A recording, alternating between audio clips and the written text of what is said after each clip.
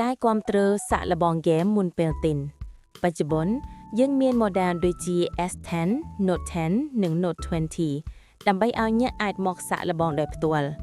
អ្នកអាចសាក់លបងប្រើប្រាស់ពុតដើម្បីមើលថាឧបករណ៍មួយណាសមស្របបំផុតសម្រាប់តម្រូវការរបស់អ្នកនិងហ្គេមដែលអ្នកលេង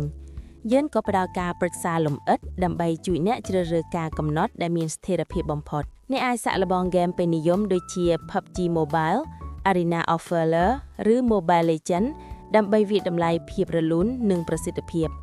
ប្រសិនបើអ្នកមានគម្រោងដំណើរការឧបករណ៍ជាបន្តបន្ទាប់ការកំណត់នេះក៏សមស្របខ្លាំងផងដែរជាមួយ Samsung DeX ទូរស័ព្ទអាចបញ្ចេញរូបភាពទៅអេក្រង់ដោយផ្ទាល់ដែលផ្ដល់បទពិសោធន៍មានស្ថិរភាពនិងងាយស្រួលអត្ថប្រយោជន៍មួយទៀតគឺអ្នកអាចប្រើឡើងវិញទូរស័ព្ទចាស់ៗដែលមានបញ្ហាដូចជាអេក្រង់ខូច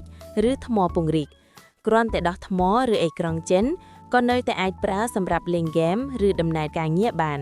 យើងផ្ដល់ជូនជម្រើស2ផ្ញើឧបករណ៍របស់អ្នកមកឲ្យយើងដើម្បីកំណត់ជា Box Samsung DeX ឬទិញជាសំណុំដែលបានកំណត់រួចរាល់ប្រែបានភ្លាមគ្រាន់តែភ្ជាប់ HDMI ទៅអេក្រង់និងផ្គត់ផ្គង់ថាមពលតាម Type C អ្នកអាចប្រើបានភ្លាមយើងក៏គាំទ្រឧបករណ៍បន្ថែមដូចជាសាកអេក្រង់ក្តារចុចនិងកណ្ដៅនេះជាដំណោះស្រាយមានស្ថិរភាពតូចងាយនិងមានប្រសិទ្ធភាពរយៈពេលវែង